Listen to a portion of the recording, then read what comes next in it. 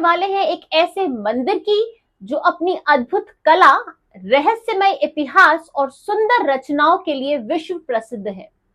कोणार्क सूर्य मंदिर एक ऐसा मंदिर जो उस वक्त में भी अपनी रचनाओं को उस जगह तक ले गया, उतना आगे ले गया और उन्होंने उस वक्त में आगे की सोच रखने का प्रमाण दिया।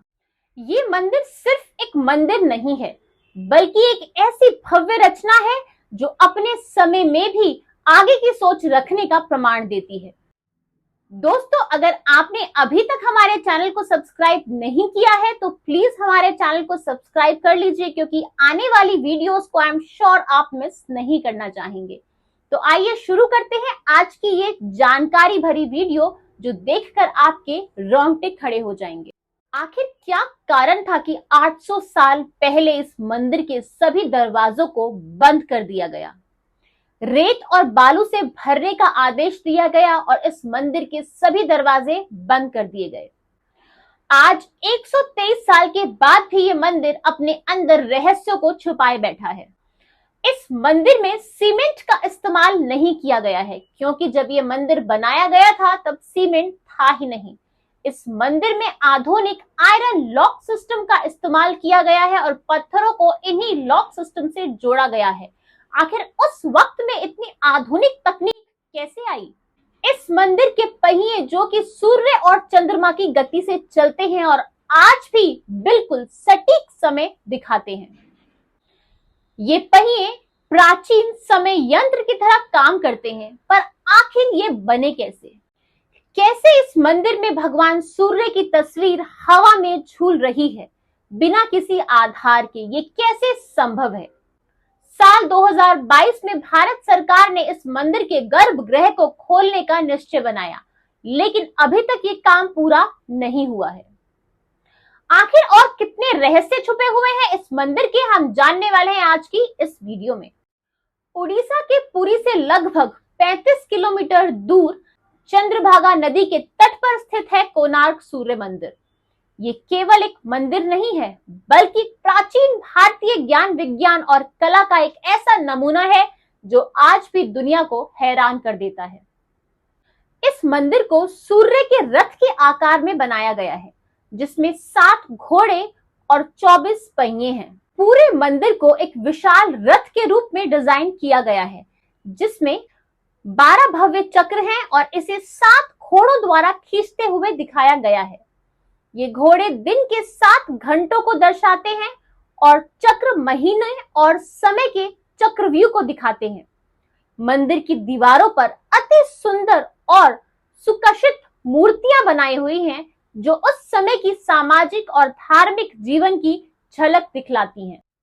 1984 में यूनेस्को ने इस कोणार्क मंदिर को वर्ल्ड हेरिटेज साइट के रूप में शामिल किया और हर साल हजारों देशी और विदेशी यात्री यहां आकर इसके रहस्यमय इतिहास और शिल्पकारी को देखते हैं और इसका आनंद लेते हैं। इस मंदिर में हर साल दिसंबर में कोणार्क डांस फेस्टिवल होता है, जो भारत की क्लासिकल डांस फॉर्म्स को समर्पित एक विशेष उत्सव है जो हर साल दिसंबर में मनाया जाता है। आप सबके मन में एक सवाल आ रहा होगा कि आखिर इस कोणार्क सूर्य मंदिर का निर्माण किसने किया? इससे जुड़ी है बहुत सारी कथाएं और बातें, लेकिन सबसे पहली कथा को जानने के लिए आपको हमारे साथ जाना होगा इतिहास के द्वापर युग में। द्वापर युग में श्री कृष्ण और जामवती के पुत्र साम के बारे में आप जानते ही हैं। साम की सुंदरता का कोई मेल नहीं था, वो बहुत ही ज्यादा सुंदर थे। साम अद्भुत सुंदरता और आकर्षक व्यक्तित्व के मालिक थे, लेकिन इसी कारण शाम का अहंकार बढ़ने लगा और वो अहंकार जब बढ़ते बढ़ते अपनी चरम सीमा पर पहुंच गया तो वो स्वयं को सबसे श्रेष्ठ मानना शुरू कर देता है। एक बार नारद मुनि, जो अक्सर देवताओं और मनुष्य के बीच में एक पुल का कार्य करते हैं, वो श्री कृष्ण के पुत्र साम से मिलने आए। उन्होंने साम से कहा, तुम्हारी सुंदरता तो इतनी उच्च कोटि की है कि तुम्हारी सुंदरता पर तो गोपियां भी मोहित हो जाएंगी। साम को नारद जी की ये बात बिल्कुल सटीक और सही लगी और यही सोचकर साम गोपियों के बीच में चला गया। लेकिन श्री कृष्ण उनके पिता को ये बात बिल्कुल भी नहीं भाई और बहुत अनुचित लगी, और तब उन्होंने साम को श्राप दिया कि तुम्हें कुष्ठ रोग हो जाएगा और तुम अपनी इस सुंदर काया को खो दोगे। तुरंत साम के पूरे शरीर में कुष्ठ रोग हो गया। अब साम अपने आप को देख रहा था और बहुत ही दुखी हो चुका था। वो वापस से अपनी सुंदरता और अपने उस शरीर को चाहता था जो वो खो चुका था। अब साम को किसी भी हालत में अपने इस कुष्ठ रोग से छुटकारा पाना था, अपने इस दर्द से मुक्ति पानी थी, और यही सोचकर साम अलग अलग ऋषियों के पास जाते हैं, लेकिन कहीं पर भी उन्हें अपनी समस्या का समाधान नहीं मिलता। ढूंढते ढूंढते साम ऋषि कटक के पास जा पहुंचे।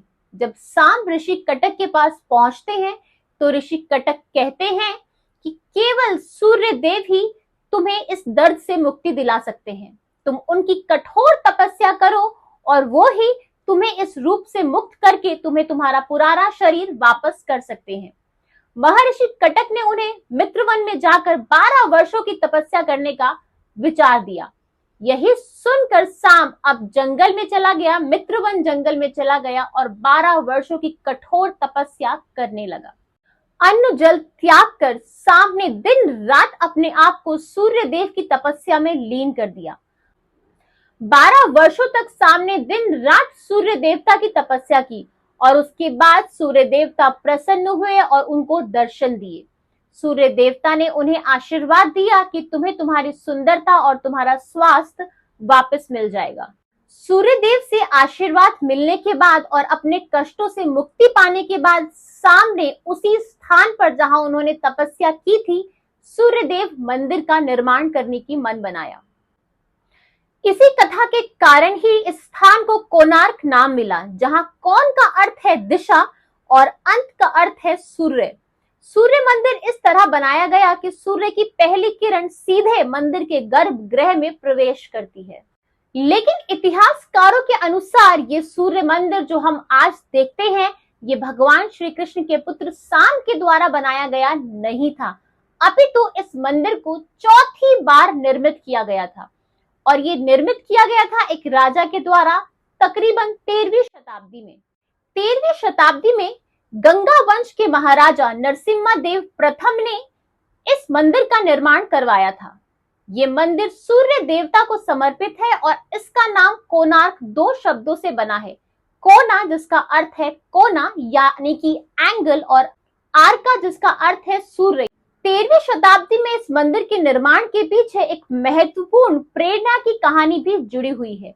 तो आइए जानते हैं क्या है वो कथा, क्या है वो प्रेरणा जो इस मंदिर के पीछे जुड़ी हुई है। ये कहानी जुड़ी है माता कस्तूरी से। माता कस्तूरी ने अपने पुत्र गंग वंश के महान राजा नरसिंह देव प्रथम को एक विशेष संदेश दिया। उन्होंने कहा कि नरसिंह देव ने भगवान जगन्नाथ को भव्य मंदिर बनवाया था, तो इसीलिए तुम भी एक भव्य मंदिर का निर्माण करो जो सूर्य के लिए होगा, यानी सूर्य मंदिर का निर्माण करो जो सूर्य की महिमा को जीवित रखे और गंग वंश के वैभव और शक्ति का प्रतीक भी बने। ये मंदिर केवल धार्मिक आस्था का परिचय नहीं था, बल्कि ये गंग वंश की शक्ति, वैभव और उनके गौरव को पूरी दुनिया के सामने प्रदर्शित करने का संकल्प भी था। राजमाता की इसी प्रेरणा से नरसिंह देव प्रथम ने कोणार्क सूर्य मंदिर का निर्माण करवाया, जिसमें कि 7 घोड़ों वाला रथ था। इस मंदिर को बनाने के लिए उस समय के महान और कुशल शिल्पकार विश्व महाराणा को चुना गया। राजा के आदेश पर चंद्रभागा नदी के किनारे कोणार्क सूर्य मंदिर का निर्माण शुरू हुआ। इस मंदिर का निर्माण 1238 ईस्वी से 1264 ईस्वी के बीच हुआ था। इस मंदिर को बनाने में लगभग 12 वर्ष लगे थे और 1200 कारीगरों ने दिन रात लगा दिया था इस मंदिर को बनाने के लिए। इस मंदिर का निर्माण एक अद्भुत निर्माण था। इस मंदिर को बलुआ पत्थर से तैयार किया गया था। इस मंदिर की विशेष बात यह थी कि इन पत्थरों को जोड़ने के लिए लॉ प्लेट यानी आयरन क्लैंप्स का इस्तेमाल किया गया था, जिसे आज हम आधुनिक आयरन लॉक सिस्टम कहते हैं। ये तकनीक उस समय के उन्नत इंजीनियरिंग ज्ञान को दर्शाती है और ये भी बताती है कि हमारे पूर्वज तकनीकी रूप से कितने सक्षम और विसंगति से भरे हुए थे। मंदिर पूरा हो चुका था, लेकिन अब मंदिर के अंतिम चरण में उनको ऊपर यानी मंदिर के ऊपर उस कलश को, उस चुंबक को स्थित करना था, पर कोई भी कारीगर उस कार्य को नहीं कर पा रहा था। उन्होंने राजा से कहा कि हम इस कार्य को नहीं कर पा रहे हैं। इस पर राजा क्रोधित हो गया और उन्होंने कहा कि अगर कल तक ये कार्य नहीं हुआ तो मैं तुम सभी को मृत्यु दंड दूंगा। अब सूर्य उदय से पहले शिखर पर कलश कैसे स्थापित हो, सब लोग इसी चिंता में डूबे हुए थे और अपनी प्राणों की भीख मांगने की सोच रहे थे। लेकिन तभी महान शिल्पकार विश्व महाराणा के पुत्र वहां पहुंचते हैं, जो कि 12 वर्ष के थे। उनका पुत्र उनसे जीवन में कभी भी नहीं मिला था, क्योंकि हमेशा वो शिल्पकार काम से बाहर रहते थे। आज पहली बार वो शिल्पकार अपने पिता से मिला और सबको इतनी चिंता में देखकर उसने पूछा कि आखिर इन सभी की चिंता का कारण क्या है। जब बालक को कारण पता चला चिंता की, तो उस बालक ने अपनी निपुणता और अपने साहस का इस्तेमाल किया। आत्मविश्वास से भरे हुए इस 12 वर्ष के बालक ने धीरे धीरे मंदिर के शिखर पर चढ़ना शुरू किया और अपनी कौशलता और ज्ञान से उसने कलश को पूरी निपुणता के साथ मंदिर के शिखर पर स्थित कर दिया। आज इस बालक ने वो कार्य किया था जो कि कुशल कारीगर भी नहीं कर पाए थे। ये सोचकर कि अगर राजा को ये मालूम पड़ा कि वो कार्य जो कि ये शिल्पकार नहीं कर पाए हैं, वो कार्य एक 12 वर्ष के बालक ने कर दिया, तो जरूर इन सभी को दंड मिलेगा। यही सोचकर वो बालक मंदिर के शिखर पर जाता है और मंदिर की शिखर से चंद्रभगा नदी में छलांग लगा देता है और अपने प्राणों की आहुति दे देता है। अगली सुबह जब राजा वहां आए और उन्होंने कलश को शिखर पर स्थापित देखा और देखा कि सूर्य देव की मूर्ति हवा में झूल रही है, तो वो बहुत प्रसन्न हो गए। लेकिन ये प्रसन्नता बहुत देर तक नहीं रही। जब इस मंदिर की प्राण प्रतिष्ठा हुई और प्राण प्रतिष्ठा संपन्न होने के बाद उस मंदिर की एक बहुत ही ज्यादा विशाल मूर्ति गिर गई और काफी पत्थर भी गिरने लगे। यह देखकर जब राजा को ये पता चला कि इस मंदिर के पहले दिन में ही एक बालक की आहुति लगी है, तब राजा ने मंदिर की पूजा अर्चना रोकने का निर्णय लिया और कहा कि इस मंदिर को बंद कर दिया जाए। वर्षों तक ये मंदिर वीरान पड़ा रहा और इस मंदिर के आसपास जंगली घास उड़ आई, जिसने इस मंदिर को पूरी तरीके से जंगल जैसा बना दिया और इस पूरे मंदिर को घास से, पेड़ों से, पत्तों से ढक दिया। अब सवाल ये है कि आखिर 123 सालों से इस मंदिर के दरवाजे बंद क्यों हैं? किसने इस मंदिर के दरवाजों में रेत भर दी और इसके गर्भगृह को बंद कर दिया? तो साल था 1903, जब यहाँ पर अंग्रेजों का राज था। एक बार बंगाल के लेफ्टिनेंट गवर्नर ने इस ऐतिहासिक मंदिर को खोलने का निश्चय किया और इसे देखने का निश्चय किया। जब वो वहां आए तो उन्होंने देखा कि ये ऐतिहासिक मंदिर अपनी जर्जर स्थिति में है और कभी भी गिर सकता है। उन्होंने आदेश दिया कि इस मंदिर के दरवाजों में, गर्भगृह में रेत भर दी जाए। उन्होंने इस आदेश को इसलिए दिया था ताकि रेत इस मंदिर को सपोर्ट दे और ये मंदिर गिरे ना। उस वक्त लेफ्टिनेंट गवर्नर के इस आदेश को काफी सराहा गया था, क्योंकि उन्होंने एक धरोहर जो गिरने वाली थी उसे बचा लिया गया था। तब से अब तक इस मंदिर के गर्भगृह में बालू यानी रेत भरी हुई है, लेकिन अभी 2022 में इस मंदिर की रेत को हटाने का निश्चय किया गया और ये कार्य शुरू हुआ। अभी भी मंदिर की रेत हटाई जा रही है, तो हम अनुमान लगा सकते हैं कि शायद बहुत जल्द ये मंदिर का गर्भगृह दर्शनों के लिए खुल जाए। बाकी तो वक्त ही बताएगा। उस मंदिर के शिखर पर लगा 52 टन का वो चुंबक, वो ही इस मंदिर के आयरन लॉक्स के थ्रू और सभी चीजों की इस डायमेंशन के थ्रू इस पूरे मंदिर को कंट्रोल करता था। और यही वो कारण था जिसके कारण सूर्यदेव की वो मूर्ति हवा में झूलती हुई नजर आती थी। परंतु इसके कारण और भी बहुत सारी चीजें हुई थी। ऐसा कहा जाता है कि मंदिर के शिखर पर एक प्रचंड चुंबकीय पत्थर था, जो मंदिर की पूरी समृद्धि और संरक्षण का एक महत्वपूर्ण अंग था। ये चुंबक इतना प्रभावशाली था कि आसपास की जो भी नौकाएं या जहाज होते थे, उनका कंपास काम करना बंद कर देता था और वो रास्ता भटक जाते थे, क्योंकि उन्हें नेविगेशन सही नहीं मिलता था। माना जाता है कि इसी कारण से एक बार पोर्तुगल्स ने इस चुंबक को हटा दिया था, और जब उन्होंने इस चुंबक को हटा दिया, उस चुंबक के हटते ही इस मंदिर की व्यवस्था अस्त व्यस्त हो गई और पत्थर गिरने लगे और ये मंदिर सिर्फ एक पत्थरों के ढेर में बदल गया। कहते हैं कि वही पोर्तुगीज इस चुंबक को अपने साथ ले गए। लेकिन यहाँ एक और चर्चा भी होती है। कहा जाता है कि इस मंदिर का निर्माण कभी पूरा हुआ ही नहीं था और निर्माण के पूरा होने से पहले ही ये मंदिर ध्वस्त हो गया था। पर इस बात को भी झुटलाया नहीं जा सकता कि काफी लोगों ने इस बात को भी दर्ज किया है कि उन्होंने इस मंदिर में पूजा अर्चना की थी, यानी कि ये मंदिर तो पूरा बन चुका था। इस मंदिर के इतिहास को लेकर बहुत सारी अलग अलग अटकलें लगाई जाती हैं। इस मंदिर की शिल्पकला ये कहती है कि ये मंदिर केवल एक धर्म के लिए नहीं था। यहाँ की मूर्तियां भी ये कहती है कि मंदिर सिर्फ पूजा अर्चना के लिए नहीं बल्कि पूरे समाज को ज्ञान देने के लिए बनाया गया था। कोणार्क मंदिर एक ऐसा अद्भुत उदाहरण है जो उस समय के वैज्ञानिक ज्ञान को दर्शाता है। ये सूर्य टेम्पल अपने अलौकिक वास्तुकला के साथ साथ एक एडवांस्ड इंजीनियरिंग का नमूना भी है। इस मंदिर के चक्र एक प्राकृतिक घड़ी के रूप में काम करते हैं जो सूर्य उदय से लेकर सूर्य अस्त तक का समय दिखाने की काबिलियत रखते हैं। पुराणों के अनुसार कोणार्क सूर्य मंदिर का निर्माण एक दिव्य दृष्टि के आधार पर किया गया था। ये मंदिर सूर्य भगवान को समर्पित है जो ऋग्वेदा और स्कंद पुराण में जगत की आत्मा के रूप में वर्णित है। कहते हैं कि ये मंदिर स्वयं विश्वकर्मा के पुत्र का एक अद्भुत करिश्मा था जो एक ऐसे ज्ञान का प्रतीक है जो समय के साथ नाश नहीं होता।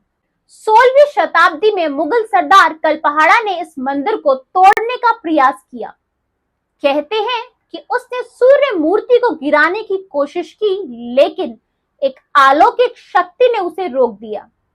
जब उसने मंदिर के प्रमुख चुंबक को हटाया तब ये पूरी रचना अस्त व्यस्त हो गई। ब्रिटिश शासन के दौरान भी इस मंदिर का एक रहस्य सामने आया। कहते हैं कि ब्रिटिश ये चुंबक लेकर चले गए और ये बात आज भी एक रहस्य बनी हुई है। लोग कहते हैं कि कोणार्क सूर्य मंदिर एक ऊर्जा केंद्र था जिसमें एक अद्भुत तरंगे थी जो भविष्य देखने का सामर्थ्य रखती थी। 1568 में उड़ीसा पूरी तरह से मुस्लिम शासन के अधीन था। हिंदू मंदिरों को लगातार तोड़ने का प्रयास किया जा रहा था। कोणार्क के सूर्य मंदिर के पुजारियों ने सूर्य देवता की मूर्ति को हटाकर रेत में छिपा दिया था और इसे बचा लिया था। बाद में इस मूर्ति को पुरी भेजा गया और वहां जगन्नाथ मंदिर के प्रांगण में स्थित इंदिरा मंदिर में स्थापित किया गया। हालांकि कुछ लोगों का मानना है कि दिल्ली संग्रहालय में जो सूर्य देव की मूर्ति रखी हुई है वही कोणार्क सूर्य मंदिर की मुख्य मूर्ति है, पर इस बात का कोई भी प्रमाण नहीं है। इस मंदिर की मूर्ति को लेके और इस मंदिर को लेके बहुत सारी अटकलें, कथाएं और कहानियां हैं और इसके 52 टन के चुंबक को लेकर भी, लेकिन ये नहीं मालूम कि वो चुंबक कौन ले गया। कुछ लोग तो कहते हैं कि वो चुंबक कभी वहां था ही नहीं क्योंकि मंदिर का निर्माण कभी पूरा हुआ ही नहीं। यही सब कारण है कि इस मंदिर को इतिहास का सबसे बड़ा रहस्य कहा जाता है। लेकिन इसी मंदिर से जुड़े कुछ ऐसे सच भी हैं जिन्हें कोई झुठला नहीं सकता है। ये सच है कि आज भी ये मंदिर बंद है और उस मंदिर के गर्भगृह में रेत भरी हुई है जो अब हटाने की कोशिश की जा रही है। ये भी सच है कि मंदिर में जो चक्र लगे हुए हैं वो चक्र आज भी सटीक समय दिखाते हैं और वो भी सूर्य और चंद्र के हिसाब से। यानी कि ये दो सच्चाइयां तो हैं ही। मंदिर की शिल्पकारी को देखकर ये भी पता चलता है कि उस वक्त की अद्भुत इंजीनियरिंग कैसी रही होगी। यानी कि इस मंदिर के जो भी रहस्य हैं उनमें सच्चाई तो है ही, और वैसे भी बिना आग के धुआं नहीं उठता है। सिर्फ बात यहाँ ये है कि कब क्या हुआ उसकी शायद हमें कोई सटीक जानकारी ना हो, जिसके कारण कुछ बातें इधर उधर हो सकती हैं कि वो चुंबक कहाँ गया और इस मंदिर को ध्वस्त किसने किया। ये भी सच है कि ये मंदिर किसी भी सीमेंट से नहीं बल्कि आयरन लॉक सिस्टम से ही जोड़ा गया है, जो कि उस वक्त की आधुनिक तकनीक का प्रमाण देता है। तो दोस्तों, आज की इस वीडियो में हमने आपको कोणार्क टेम्पल से जुड़ी काफी सारी इंफॉर्मेशन दी है। अगर आपको ये वीडियो अच्छी लगी है तो please like, share and comment, and yes, subscribe my channel. Thank you.